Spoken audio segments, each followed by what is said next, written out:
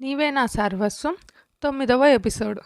అతను నేరుగా అజయ్ దగ్గరకు వచ్చి, సార్ మీరు అడిగిన డీటెయిల్స్ అని 2 ఫైల్స్ ఇచ్చి మేఘాని చూసి మేడం అని అడిగాడు. అజయ్ అవును అని తల ఊపడంతో, హో యువర్ లుకింగ్ గార్జియస్ మ్యామ్ అన్నాడు ఫైల్ తీసుకువచ్చిన అతను. అందరూ అజయ్కి ఎక్కడ కోపం వస్తుందో అని భయంగా అనుకుంటుంటే మేఘ అజయ్ని ఒకసారి చూసి మళ్ళీ అతనిని చూసి నవ్వి థ్యాంక్ యూ చెప్పింది. సీ యూ సూన్ మ్యామ్ అని బాయ్ సార్ అని అజయ్కి చెప్పేసి వెళ్ళిపోయాడు అతను. ఎవరు అతను? మాస్క్ కూడా తీయకుండా ఇలా వచ్చి అలా వెళ్ళిపోయాడు అడిగాడు కరణ్. తనకు అర్జెంట్ వర్క్ ఉంది, నాకు కొన్ని డీటెయిల్స్ ఇవ్వడం కోసం వచ్చాడు చాలా అన్నాడు అజయ్. ఎవరు అని అడిగాను అంతే కదా, దానికే ఇంత కోపం ఎందుకు అన్నాడు కరణ్. అజయ్ ఒకసారి కరణ్ని చూశాడు. దెబ్బతో సైలెంట్ అయ్యాడు కరణ్. ఆనంద్ మాత్రం వర్క్ చేసుకుంటూ వీళ్ళ డిస్కషన్ వింటున్నాడు. ఆనంద్ అన్నాడు అజయ్ కొంచెం గట్టిగా. ఆన్ ది వే అన్నాడు ఆనంద్. వర్క్ కూడా కంప్లీటెడ్ అని సిస్టమ్ క్లోజ్ చేసేశాడు. ఇప్పుడు చెప్పండి మీ స్నేహ, ఆ బిడ్డ ఎవరి బిడ్డ అని అడిగాడు అజయ్. అదేంటి బావా, చెప్పాను కదా మన బేబీ అని అనింది నేహ. ఆపు నీ నాటకాలు, నేను కూల్గా ఉన్నప్పుడే నిజం ఒప్పుకో, లేకపోతే నా గురించి తెలుసుగా అన్నాడు అజయ్. నేహ లోపల భయపడినా అది బయటకు కనిపివ్వకుండా డిఎన్ఏ రిపోర్ట్స్ కూడా చూసావు కదా మన బేబీనే బావా అనింది. అజయ్ కోపంగా గౌతమ్ అని పిలిచాడు. గౌతమ్ వెంటనే వీడియో కాల్ చేసి చూపించాడు. అది చూసిన నేహాకి చెమటలు పడుతుంటే, ఆ వీడియోలో ఉన్న అమ్మాయి నేను నేహకి ఫ్రెండ్ని, తను ₹1,00,000 ఇస్తానంటే నేనే ఆ ఫేక్ డిఎన్ఏ రిపోర్ట్ ఇచ్చాను అని చెప్పింది. గౌతమ్ కాల్ కట్ చేసి ఇప్పుడు ఏం చెప్తావు చెప్పు అన్నాడు. అదంతా అబద్ధం, మీరే మీ చెల్లి కోసం ఇదంతా చేయిస్తున్నారు అనింది నేహ తడబడుతూ. హో అవునా అని వసు అని పిలిచాడు గౌతమ్. వసుంధర వస్తూ తనతో ఒక ఆమెను తీసుకువచ్చింది. సమీర నేరుగా వెళ్ళి ఆమె చెంపలు బట్టి వాయించింది. మేఘ సమీరాని ఆపి, తను మన ఆశ్రమంలో వర్కర్, తనని ఎందుకు కొడుతున్నావు సమీ అనింది. దాంతో నేహకి ఒళ్ళంతా చెమటలు పట్టేశాయి. దాని చేతిలో ఉందే ఆ బిడ్డ మన ఆశ్రమం నుంచి ఈవిడే డబ్బుకి కకృతిపడి దానికి ఇచ్చింది అంది సమీర కోపంగా. వదిన నువ్వెలా తీసుకొచ్చావు అని అడిగింది వసుని చూసి మేఘ. ఈవిడ నేహ దగ్గర డబ్బులు తీసుకుంటుంటే అక్కడే పనిచేసే శాంతి అక్క చూసి నాకు కాల్ చేసి వీళ్ళు మాట్లాడుతుంటే ఫోటోలు తీసి నాకు సెండ్ చేసింది. నేను లేట్గా చూసా ఆ ఫొటోస్, అప్పటికే ఇది ఇక్కడికి వచ్చేసింది. అది గౌతమ్కి పెట్టాను. అప్పుడే అజయ్ అన్నయ్య ఆ ఫొటోస్ చూసి ఎవరికో మెసేజ్ పెట్టి డీటెయిల్స్ అడిగాడు. అప్పుడే అతను ఈమెను తీసుకొని వసు అక్కకి ఇచ్చి కారులో పంపించాడు. ఇది జరిగింది అనింది సమీర. మేఘా కిషోర్ని పిలిచి ఆమెకు సెటిల్ చేసి పంపించేయ్ అనింది కోపంగా. ఆమె ప్లీజ్ మేడం ఇంకోసారి ఇలా జరగదు అంటుంటే మేఘ చెయ్యి చూపించి ఇక వెళ్ళండి అనింది. ఇక ఆమె ఏడుస్తూ వెళ్ళిపోయింది బాధతో. అప్పుడే గుమ్మంలో నుంచి వచ్చిన శాంతిని చూసి చాలా థ్యాంక్స్ అక్క అనింది మేఘ. వద్దు మేడం, మీ ఆశ్రమం అది, అలా చేయడం నా ధర్మం, పిల్లలు ఎదురు చూస్తుంటారు, బాబుని ఇస్తే నేను బయలుదేరుతాను అని బాబుని తీసుకొని వెళ్ళిపోయింది శాంతి. అందరూ నేహాని అసహ్యంగా చూస్తుంటే నేహ వాళ్ళ నాన్న వెళ్ళి ఒక్కటి పీకాడు శకుంతలని. నీ వల్లే అది ఇలా తయారయ్యింది అని. అజయ్కు దండం పెట్టి బాబు అజయ్ మీరు ఏ శిక్ష వేసినా నేను అడ్డు చెప్పను అన్నాడు శరత్. ఆదిత్య మాత్రం మనసులో ఒక పని కరెక్ట్గా చేయలేరు, ఇప్పుడు ప్లాన్ మొత్తం రివర్సు అయ్యింది చ అనుకున్నాడు. అండ్ ఇంకో విషయం, ఆ రోజు పబ్లో అని ఆగి మేఘ తనని గుర్తుపట్టలేదన్న బాధతో పబ్లో లెక్క లేకుండా తాగేశాడు అజయ్. గౌతమ్, కరణ్, ఆనంద్ ఎంత చెప్తున్నా వినలేదు. నేహకి కబోర్డ్ తగిలి తల నుంచి రక్తం వచ్చి స్పృహ లేకుండా పడిపోయింది.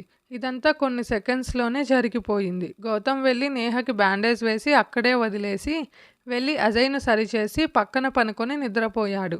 నేహ నైట్ అంతా బాత్రూమ్ డోర్ ముందర మ్యాట్ మీదే పనుకునింది.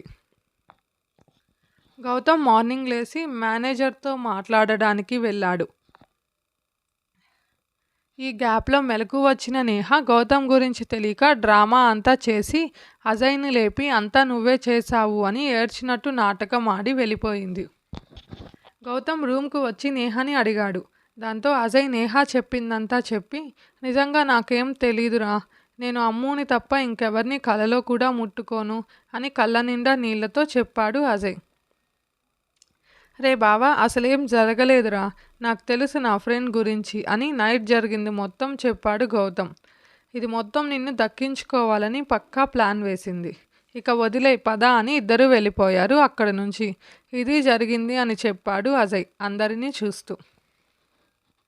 అందరూ ఎంత ప్రేమ మేఘా అంటే అజయ్కు అని మనసులోనే అనుకున్నారు. ఇదంతా చూస్తున్న నేహ ఇదంతా నీ వల్లే అని గౌతమ్ మీదకు వెళ్ళి కొరకడానికి ప్రయత్నించింది కోపంతో. అనుకోని పరిణామానికి అందరూ ఆశ్చర్యపోయి తేరుకునే లోపే అజయ్ కోపం పీక్స్కి పోయింది. నేహని పట్టుకొని లాగి కోపంగా ఒక్కటి పీకాడు. దెబ్బతో ఎగిరి సోఫా మీద పడి దానితో పాటు కింద పడిపోయింది. వెంటనే సమీరా కరణ్ తాడు తెచ్చి అక్కడే ఉన్న స్తంభానికి కట్టేశారు నేహాని. ఇంతకు తెగించావు అనుకోలేదు, నా పరువు మొత్తం పోయింది నీ వలనే, అంతా నా కర్మ ఇలాంటి కూతుర్ని ఇచ్చినందుకు అని తల కొట్టుకున్నాడు శరత్ బాధగా. ఇదంతా ఎవరు చేయించారు అని సీరియస్గా అడిగాడు అజయ్. నేహ నోరు విప్పకపోవడంతో అందరికీ కోపం వచ్చి తిడుతున్నారు నేహని. అందరూ కాసేపు సైలెంట్గా ఉంటారా అని అరిచాడు అజయ్ గట్టిగా. దాంతో అందరూ సైలెంట్ అయ్యారు. ఆదిత్య అన్నాడు గౌతమ్. చెప్పాను కదా నేనేం ఆలోచిస్తానో కరెక్ట్గా చెప్పావు అన్నాడు అజయ్. దాంతో ఆదిత్య లేచి ఏం మాట్లాడుతున్నారు మీరు అని అడిగాడు, తన టెన్షన్ని లోపలే దాచేస్తూ. ఎందుకు ఇంత నాటకం ఆడావు? నేహాని అడ్డు పెట్టుకొని సూటిగా అడిగాడు అజయ్ ఆదిత్యని. దానికి తడబడకుండా ఈమెవరో కూడా నాకు తెలీదు, నాకు ఇలాంటివి చేయాల్సిన అవసరం లేదు అన్నాడు ఆదిత్య.